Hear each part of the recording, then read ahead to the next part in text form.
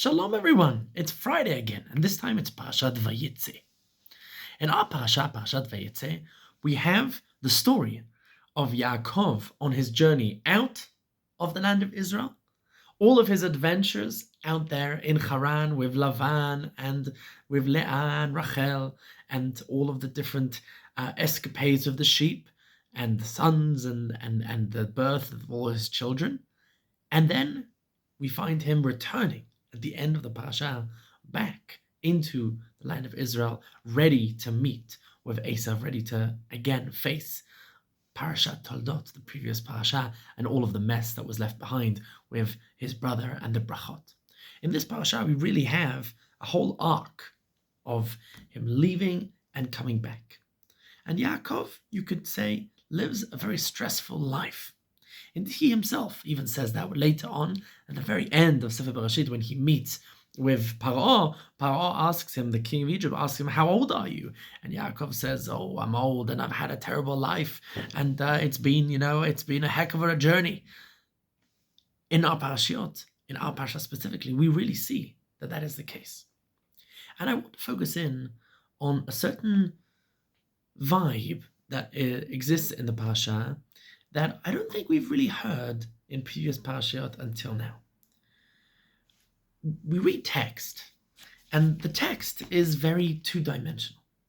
But if you listen carefully to the text, you can sometimes hear a whole scene that the text is hinting to. And there's very often a soundtrack to the text, or a sense of volume that the text sometimes. We know, for example, sometimes people today will write in caps, in capital letters, and that's like supposed to be an emphasis. But when it comes to the Tanakh, there are no caps. Every now and then there may be dots and stuff like that, trying to keep you aware of certain issues. But in our parasha, there's a lot of shouting in our parasha. There's a lot of people losing their cool and just losing their temper.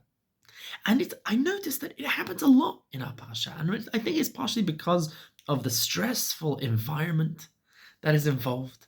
We're talking about the balance of work and wives and family, and the definition. By definition, is not only intermarriage, as in Yaakov and his wives' politics, but there's also familial politics, because there's his father-in-law, because his wives are sisters, and there's all of the jealousies involved. We see that there's trouble at work, because he's got a horrible boss, who happens to be his father-in-law, who happens to be, the father of his wives, who are sisters, and there's a lot of stress in the parasha. Everyone's always very highly strung.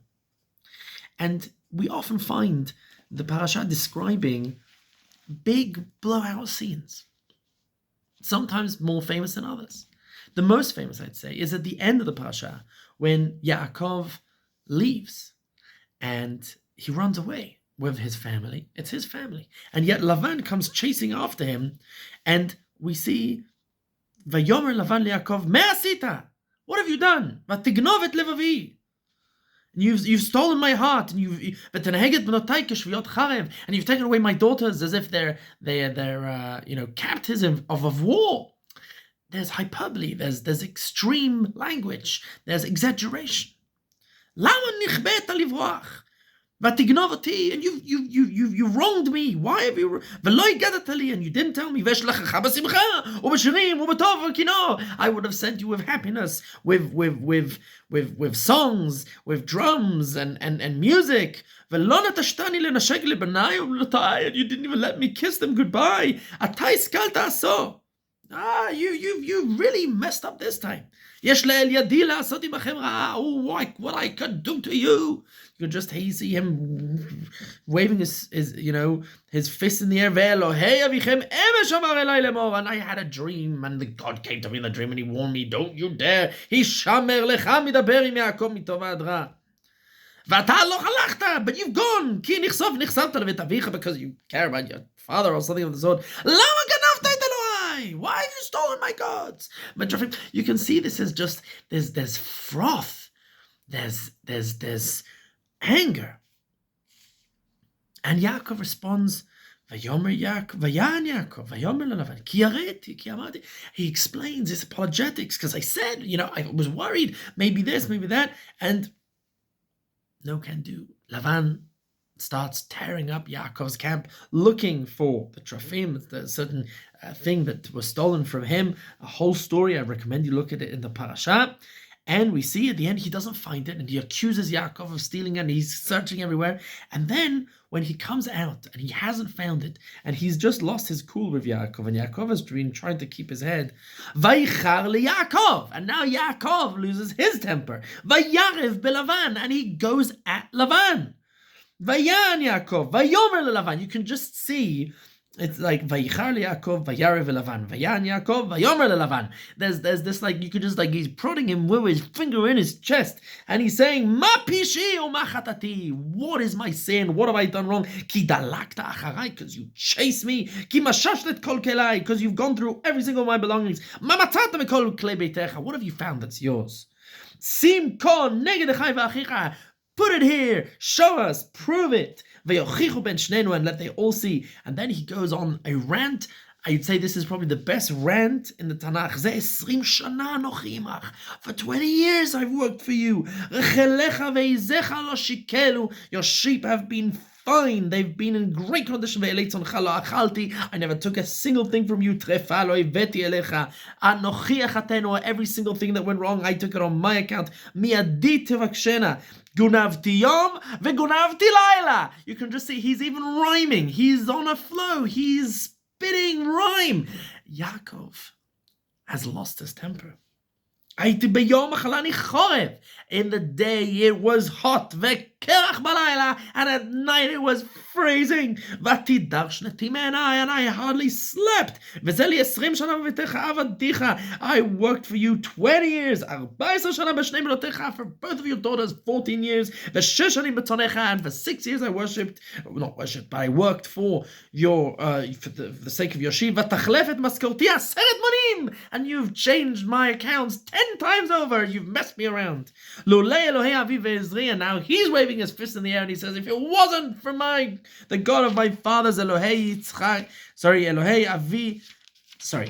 Elohei Avi, Elohei Avraham, Upachad Yitzchak, and the fear of my father, the God who is my father feared, Hayali ki atare gam shalachtan, you would have sent me with nothing. Et onye ved yagia kapira Elohim v'yochachem.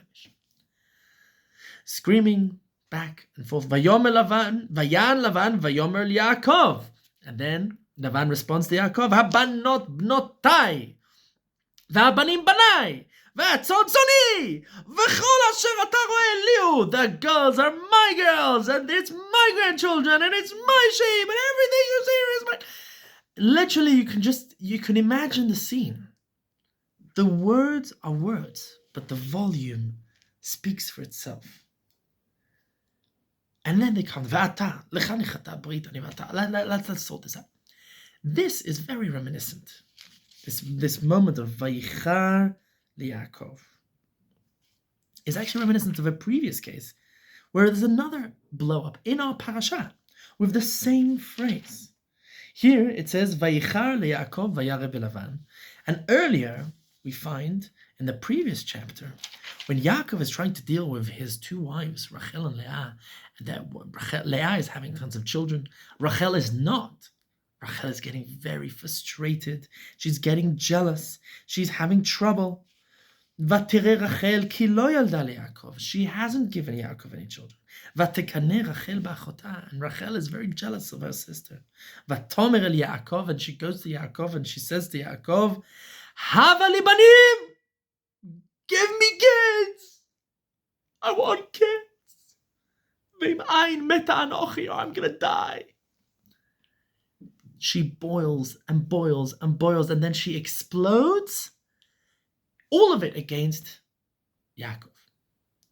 And Yaakov responds, and she meets fire with fire. Vayichar af Yaakov berachel. Similar, exactly the same phrase. Vayichar, vayichar. And Yaakov loses his temper. Vayomer, hatachat Elohim ani. Who do you think I am? I'm not God. Why is it my fault? Why are you coming to me? Asher mana mimech pri beten, who didn't give you kids. I have kids. It's your problem. It's not my problem. By the way, the rabbis Chazal and the Midrash take him to task for this. Is this how you answer women who are going through fertility troubles? You can't understand, you can't empathize with her struggles, with her frustration, and you have to rub it in her face that you're the one who's missing kids. It's not my problem, it's your problem. So we see there's a lot of high tensions. Everyone's screaming at each other. Similarly, by the way, also when Rachel turns to Leah, she asks for Leah's son, Reuven, find some dudaim, find some flowers, some plants. And Rachel asks, can I please have some of your plants? There's a medicinal context. And then Leah loses it with Rachel. And she says, ותאמר לה, המעט קחתך את אישי, ולקחת גם את דודאי בני. It's not enough that you've taken my husband, you're going to take my own son's flowers. Everyone's screaming, everyone's shouting. There's this kind of deep frustration, this deep anxiety, and I would even go as far as to say insecurity at the very basis of the parasha. Everyone is on edge. Lavan's on edge, Yaakov's on edge, his wives Rachel and Leah are on edge. And this kind of builds a certain vibe, a certain feeling of unease. There's a certain feeling of unease. And I want to ask a deep question. Why? Why does this phrase, Vayichar af Yaakov Rachel, Vayichar liYaakov, Vayichar? The word Vayichar, where else does it appear in the Tanakh? This idea of losing your cool, losing your temper. So it actually appears one time beforehand in Sefer Bereshit, and that is with Cain and Hevel. We see Vel Cain vil minchato lo sha'a. God did not answer Cain's korban. Cain was rejected. Vayichar leCain meod vayiplu panav. This deep feeling of lack of control. Cain has been rejected by God. Everyone's coming at him from every direction, and this feeling of being alone, of facing the darkness, is something which Cain is not able to deal with. And so he loses his temper. By the way, we see later on in Bereshit that, again, twice in Bereshit, we find the phrase Vayicha. The first time is after the brothers find out that Dinah, their sister, has been raped. And it says, ובני יעקב באו מן השדה כשומעם והתייצבו והתעצבו האנשים ויחר להם מאוד.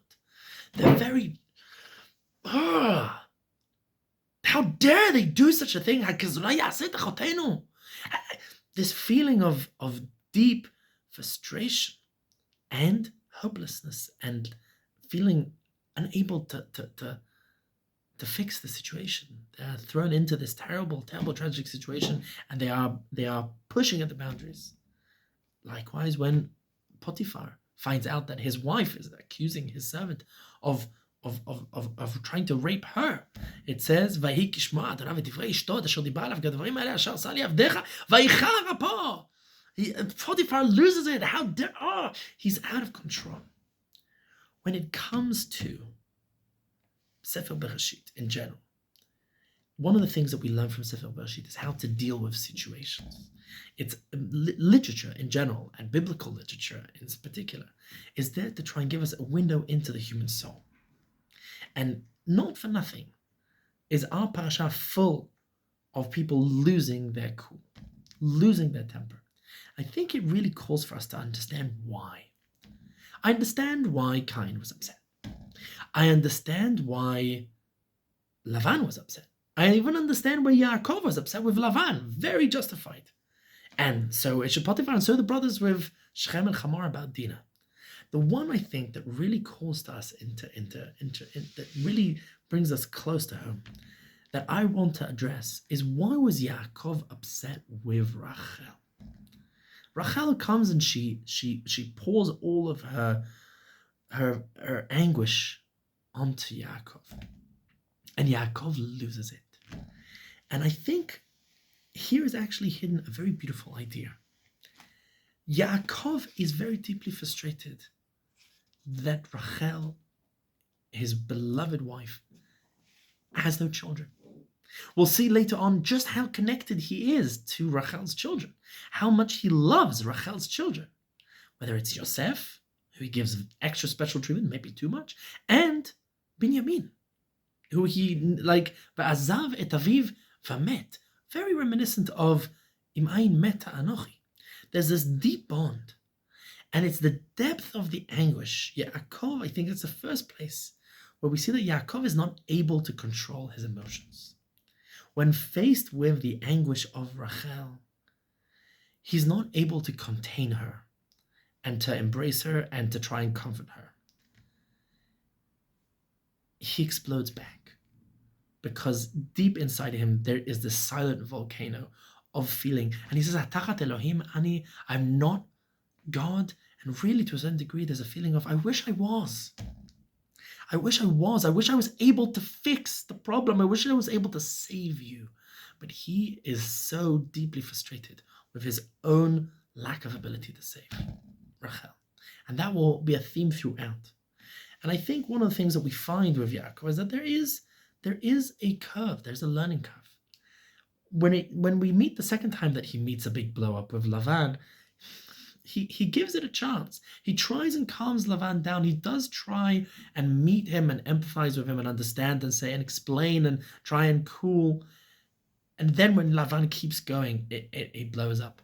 But if we actually look to Dinah, when the whole story of Dinah comes, he is upset, but he doesn't lose his cool. It's the brothers that lose, it's his sons that lose the cool.